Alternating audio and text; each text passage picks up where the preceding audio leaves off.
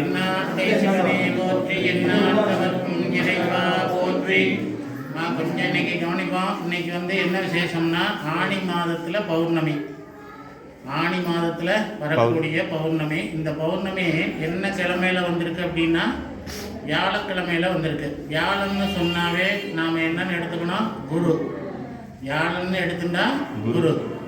குரு பார்த்தீங்கன்னா நிறைய குரு நமக்கு இருக்குது. என்ன அப்படின்னா சிவபெருமானே ஒரு குரு. அடுத்து பார்த்தீங்கன்னா தட்சிணாமூர்த்தி ஒரு குரு. அடுத்து பார்த்தீங்கன்னா முருகன் ஒரு குரு. அடுத்து நமக்கு நவகிரகத்தில் ஒரு குரு. 4 விதமான குரு நம்ம கோவில்லையே இருக்குது. இது வியாழக்கிழமை வந்ததுனால, பூர்ணிமானா என்னென்னா பௌர்ணமி திதியை தான் பூர்ணிமான்னு சொல்கிறோம். குரு அப்படின்னா வியாழக்கிழமை.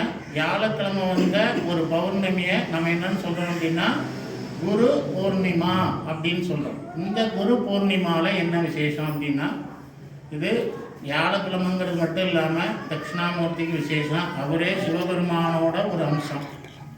அடுத்து இங்கே இருக்கக்கூடிய குரு நவகிரகத்தில் உள்ள குரு எப்பவும் போல கிரகங்கள். அந்த கிரகத்தில் குருவுக்கு இன்னைக்கு விசேஷமான நாள்.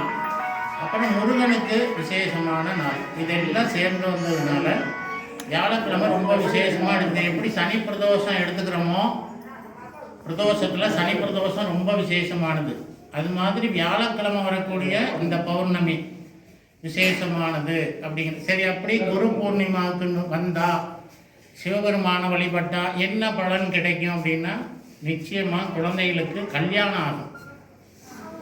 வியாழக்கிழமை வந்துட்டாவே நாம் தட்சிணாமூர்த்திக்கு விளக்கு போடுறோம். குழந்தைங்க நல்லா படிக்கணும். அங்கே இருக்கிற குரு, இங்கே இருக்கிற குரு, இவ 2 பேர்த்தையும் நாம் என்ன பண்ணுறோம்? வந்தோன்னா ஒரு நெய் விளக்கு போடுறோம், கொண்டக்கடலை மாலை, முல்லைப்பூ சாத்தணும் தட்சிணாமூர்த்திக்கு. அதே மாதிரி இங்கே இருக்கிற குருவுக்கும் கொண்டக்கடலை மாலை, முல்லைப்பூ, நெய் தீபம். இன்றைக்கி மஞ்சள் துணி வாங்கி கொடுத்தாங்க தட்சிணாமூர்த்திக்கு. மஞ்சள் நிறத்தில் ஒரு துணி கட்டியிருக்கோம். அந்த நாளும் தான் குருவுக்கு விசேஷமான பொருள்கள். அதனால் இந்த குருவை நாம் இன்றைக்கி பிரார்த்தனை பண்ணுறதுனால சிவபெருமானையும் சரி, தட்சிணாமூர்த்தி, குரு, முருகப்பெருமான், இவங்க எல்லாத்தையுமே நம்ம பிரார்த்தனை பண்ணுறதுனால குழந்தைகளுக்கு கல்வி நல்லா படிக்கணும், பையன் நல்ல மார்க் வாங்கணும் அப்படிங்கிற பிரார்த்தனை பண்ணிக்கணும். அதே மாதிரி கல்யாணம் ஆகாத குழந்தைங்க இருந்தால் கல்யாணம் ஆகணும்னு பிரார்த்தனை பண்ணிக்கணும். நம்ம குடும்பத்தில் எந்த விதமான பிரச்சனைகள் இருந்தாலும் அந்த பிரச்சனைகளை சீக்கிரமாக கடவுள் நமக்கு தீர்த்து வைக்கணும். ஏன்னா குருங்கிறவர் ஒரு கல்வி மட்டும் இல்லாமல், திருமணம் மட்டும் இல்லாமல், தொழில், வியாபாரம், விவசாயம் எல்லாத்துக்குமே அவரை நாம் கடவுளாக எடுத்து பிரார்த்தனை பண்ணி அந்த காரியங்கள் எல்லாம் நல்லா நடக்கணும், நல்லபடியாக இல்லை நமக்கு முன்னேற்றத்தை கடவுள் கொடுக்கணும் அப்படிங்கிறதுக்காக குருவை மனசார பிரார்த்தனை பண்ணுறோம். அப்படி பிரார்த்தனை பண்ணும்போது இத்தனை பலன்கள் நமக்கு கிடைக்கும். இது நான் ஏற்கனவே சொன்ன மாதிரி இது உத்தராயண புண்ணிய காலம்னு சொல்கிறது. உத்தராயண புண்ணிய காலம் இதோட வடக்கு இது முடிஞ்சிடும். இனிமேல் அடுத்து என்ன ஆரம்பிக்கும்னா ஆடி மாதத்துலேருந்து தட்சிணாயன புண்ணிய காலம்னு சொல்லிட்டு சூரியன் பார்த்திங்கன்னா கொஞ்சம் கொஞ்சமாக தெற்கமாக போயிடுவார். இதே கொஞ்சம் கொஞ்சமாக தெற்கமாக போயிட்டு எது வரையும் இருப்பார் அப்படின்னா தை மாதம் வரையும், இது மார்கழி வரையும் இருப்பார். அப்புறம் திரும்ப தை மாதம் உத்தராயணம் பிறந்துடும்.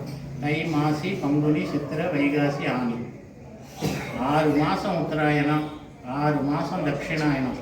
உத்தராயணங்கிறது வடக்கு இருந்து சூரியன், தட்சிணாயனங்கிறது தெற்கு இருந்து சூரியன். இது நம்ம ஏற்கனவே நான் சொன்ன மாதிரி திருவள்ளாறு கோயிலில் அந்த 2 வாசல் வச்சுருப்பாங்கன்னு சொல்லியிருக்கேன். வடக்கு வாசல் இது வரையும் திறந்துருக்கும். ஆடி மாதம் 30, 31 தேதி வரையும் திறந்துருக்கும். அப்புறம் ஆடி 1 பிறந்தோன்னே இந்த வடக்கு வாசலை மூடிட்டு தெற்கு வாசலை திறந்து விட்டுருவாங்க. அது வழியாக தான் போய் பெருமாளை பிரார்த்தனை பண்ணணும், பார்க்கணும் அப்படிங்கிறது ஒரு ஐதீகம். இதனால் தட்சிணாயனம், உத்தராயணம், 2வது இன்றைக்கி குரு பூர்ணிமா. எல்லோரும் மனசார பிரார்த்தனை பண்ணுங்கள். இப்போ தீபாராதனை